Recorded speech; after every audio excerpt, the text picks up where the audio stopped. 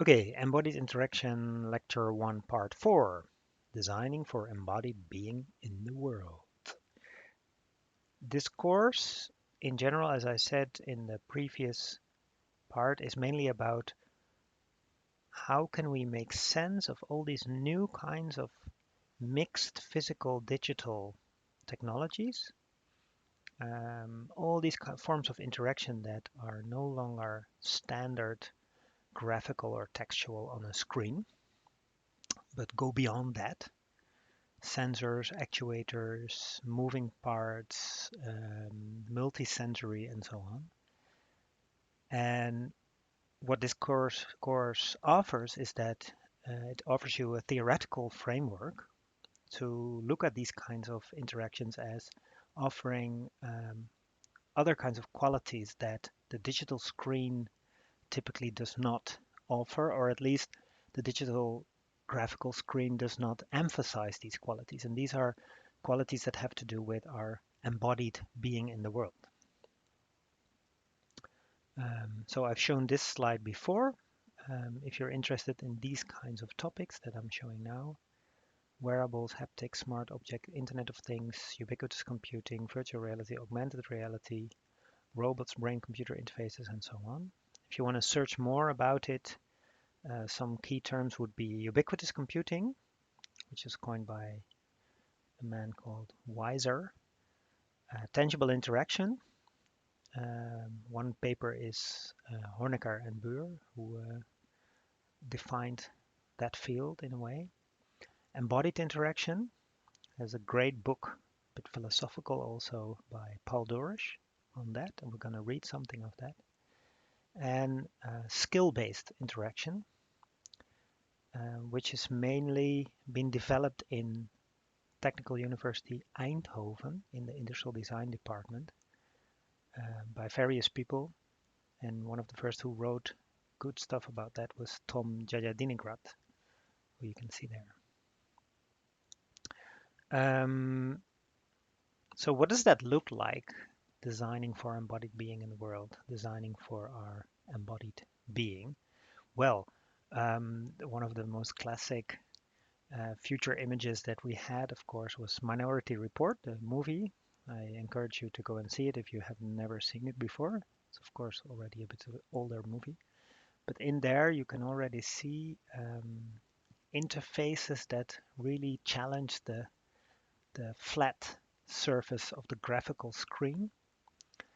And yet, of course, it's still the question whether this is it or whether we need to think even beyond this. But it's interesting to know that the guy, and now I don't have the name right now, but the guy that helped make this movie, and he designed all this stuff that Tom Cruise is interacting with.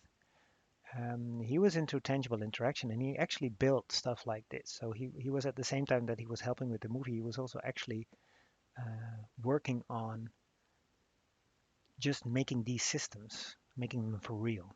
And later on, he also made some that actually worked. Of course, another interesting development that we should look into is the wearables. But as I already said, I'm a bit skeptical about wearables that then sort of still make it into a kind of screen, right? So you're running in the woods, and then while you're running, you also have to suddenly look at your watch and then read off numbers and draw inferences and conclusions from that. I think there's a kind of mismatch between. I think we're applying the old language of graphical interaction to these wearables, whereas the fact that they're on our body and all over our bodies should already indicate for us that we need to find a completely new interactive language for them. A few years ago, there was the Google Glass. It's interesting to learn that it didn't work out. That, like, society was not ready for it, mainly because of the danger of privacy. So if I could see everything about Paul by looking at him, but he could not see that what I'm seeing, that was a sort of one-sided privacy breach, right? So there's some kind of secrecy here going on that really wasn't nice. So there was something maybe right about it, but there was also something very wrong about the Google Glass. And people felt that. So didn't go through, but it will come back, right? So these things like Google Glass will definitely come back. So we need to think about them. We need to theorize them, and we need to make sure that the ethics and the quality of interaction and what it does for social interaction between people, that it's going to be right. I've been very much involved in a new movement called tangible interaction. So that means making digital information, giving it physical shape. Um, and these blocks here by David Merrill, siftables, you can look them up. They were very nice experiments, but still, even here you can think, okay, so there's digital information, and I can easily, like these blocks would dynamically change the content based on what you would do with them physically, right? If you would shovel them around, these blocks, the numbers or the stuff on it would change in different kinds of ways. And there were all kind of little scenarios with that, so that was nice. But it was still very abstract, right? The blocks as such didn't do much work, and we're gonna talk about that later in the course. What is this actually? This is a screen, right? It's a screen that's hanging, floating in the air.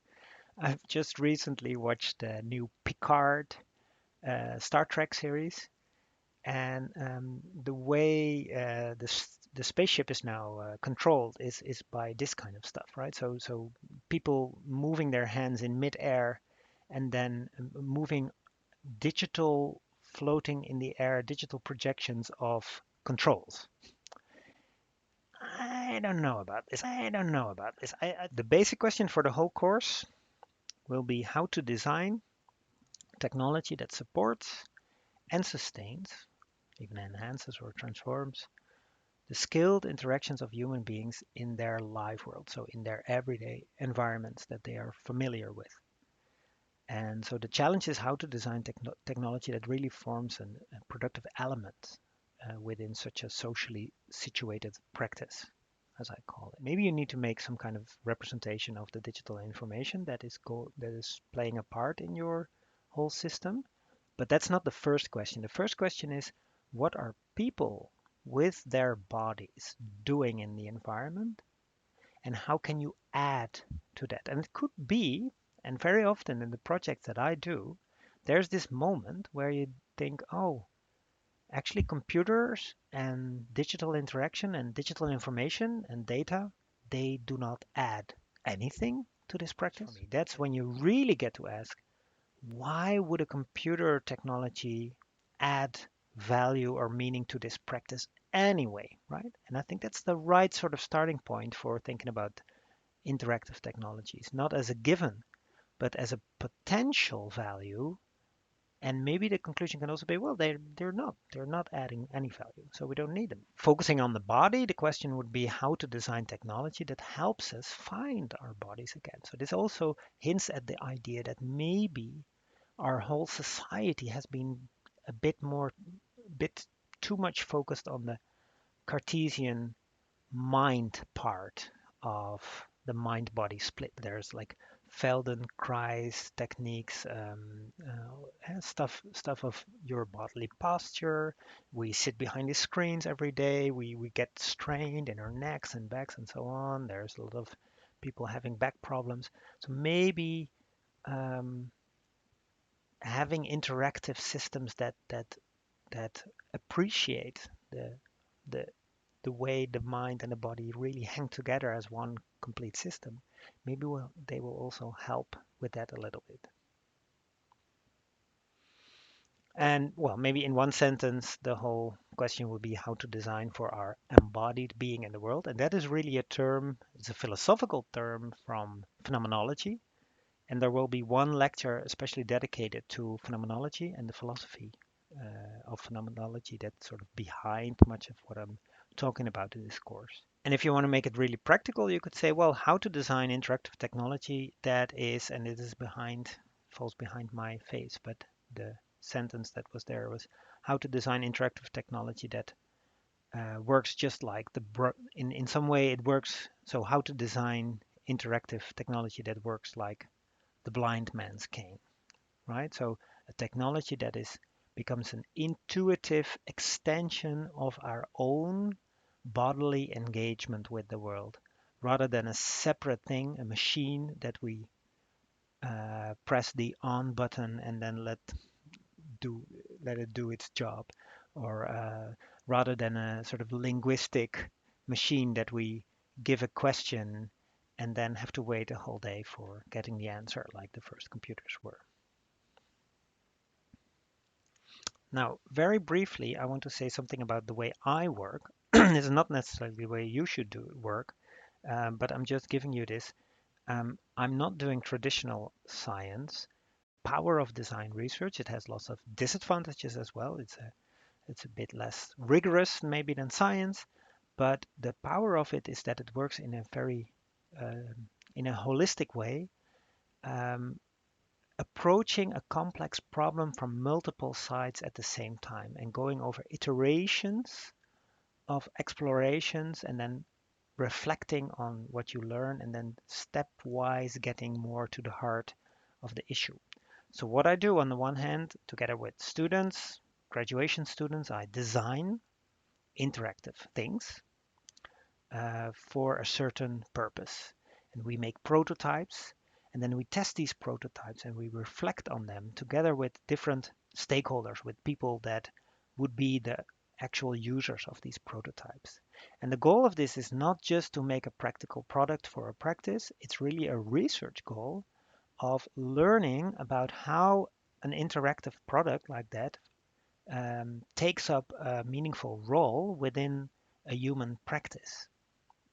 So then I bring in theory, the theory that is central to this course, and I try to make sense of what is happening when you put a prototype like that of a new interactive thing into a practice of everyday life, of people living their lives. And then we investigate those practices further, and from investigate how people actually do live their lives, we make a new round of design. And this whole cycle, stepwise, iteration after iteration, leads to a certain sense making in which we try to involve as many people as possible that have something to say about it to try and make sense of what is actually going on here in their interaction between technology and people. Now, in a real world practice. Lectures to come, we will look at the following things. There's actually three main parts to the course. The first part focuses on what I call external computation and representation. So this is the idea that objects in the environment function as a sort of external tools of the mind. And with these objects, you can reason and you can memorize things in such a way that you don't have to keep it inside your head. So relieves the pressure on your brain, so to speak. We relieve our brains from the cognitive load by externalizing things.